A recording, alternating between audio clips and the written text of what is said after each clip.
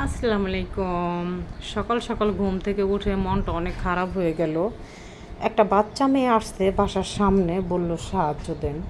মেয়েটার বয়স 20-21 বছর হবে, তার চেয়ে বেশি হবে না। তো ওকে আমি জিজ্ঞেস করলাম, তোমার কোলে একটা বাচ্চা, হাতে একটা বাচ্চা, তুমি সাহায্যের জন্য আসছো কেন?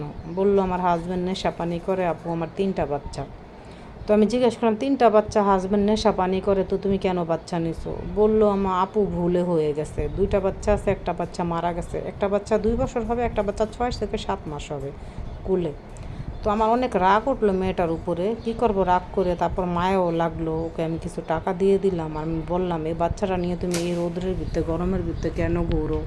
এত ঘোরা তো ঠিক না, তুমি বাচ্চাটা কারো কাছে রেখে আসো। বললো, আপু আমার কেউ নাই, কে দেখবে? তো আমি বললাম, তোমার মার কাছে রেখে আসো বাচ্চাটাকে। কিন্তু এখন যেই গরম, আবার হাম স্টার্ট হয়েছে, তো বাচ্চাটার কিছু হইতেও পারে।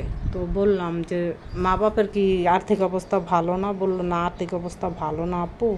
তোমরা আর্থিক অবস্থা ভালো না, টাকা পয়সা তা না দেখতে পারো কেমনে তো তোমার বাচ্চাটাকে রাখতে পারে, যেহেতু তুমি রোদ্রে রোদ্রে ঘুরতেছো। আল্লাহ হাফেজ।